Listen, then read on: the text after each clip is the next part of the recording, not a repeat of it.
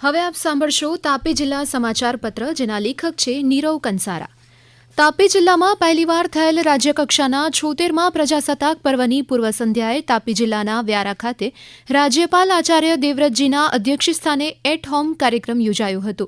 આ તકે રાજ્યપાલને પૂરા માન સન્માન સાથે સલામી આપી રાષ્ટ્રગાન કરાયું. બાદ દેશભક્તિના ગીતોની રંગાવલી બાદ રાજ્યપાલે રાષ્ટ્રજોગ ઉદબોધન કરીને દેશની સિદ્ધિઓ વિશે વાત કરી હતી. સાંજે એક સાંસ્કૃતિક કાર્યક્રમમાં રાજ્યપાલ અને મુખ્યમંત્રી સહિતના મહાનુભાવોની હાજરી રહી હતી. આ દરમિયાન તાપી જિલ્લામાં વિવિધ ક્ષેત્રે ઉત્કૃષ્ટ કામગીરી કરનાર જિલ્લાવાસીઓનું સન્માન રાજ્યપાલ અને મુખ્યમંત્રી દ્વારા કરવામાં આવ્યું હતું.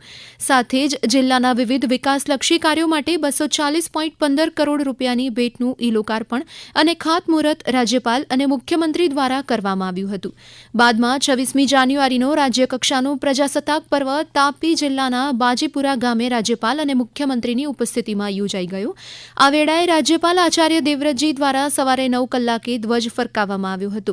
મુખ્યમંત્રી ભૂપેન્દ્ર પટેલ સહિતના પદાધિકારીઓ, અધિકારીઓ તેમજ ઉપસ્થિતિઓએ દેશની આન, બાન અને શાન સમા રાષ્ટ્રધ્વજને માનભેર સલામી આપી હતી.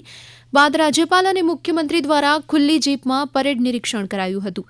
આ રાષ્ટ્રીય પર્વમાં marine commando, Chetak commando, SRP સહિતના પોલીસ જવાનોની પ્લાટૂનોની પરેડ માર્ચ અને પાઇપ બેન્ડ સાથે બ્રાસ બેન્ડે લોક આકર્ષણ જમાવ્યું હતું.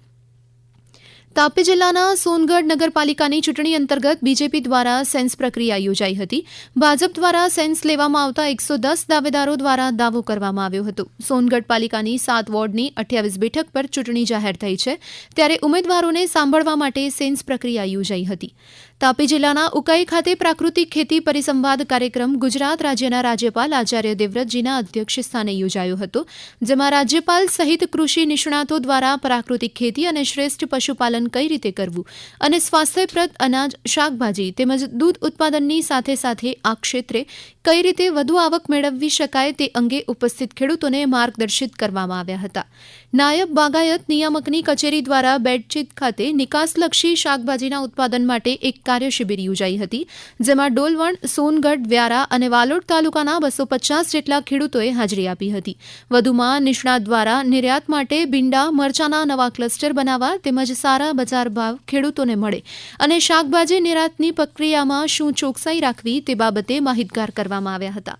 તાપી જિલ્લામાં ગુજરાત રાજ્ય આપત્તિ વ્યવસ્થાપન સત્તામંડળ ગાંધીનગર તેમજ જિલ્લા આપત્તિ વ્યવસ્થાપન કેન્દ્ર, કલેક્ટર કચેરી તાપી, વ્યારા અને જિલ્લા પ્રાથમિક શિક્ષણ અધિકારીની કચેરી દ્વારા સરકારી પ્રાથમિક શાળામાં ગુજરાત શાળા સલામતી સપ્તાહ 2025ની ઉજવણી કરવામાં આવી હતી.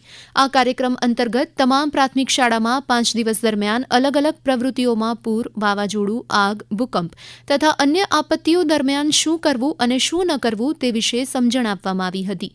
ખેલ મહાકુંભ 3.0ની અંતર્ગત તાપી જિલ્લામાં જુદી જુદી સ્પર્ધાઓ ચાલી રહી છે, જેમાં વ્યારાની તાલુકા શાળા ખાતે તાપી જિલ્લા કલેક્ટર તેમજ જિલ્લા વિકાસ અધિકારી દ્વારા સ્પર્ધા સ્થળની રૂબરૂ મુલાકાત કરી સ્પર્ધાના આયોજન અંગેની ચકાસણી કરવામાં આવી હતી.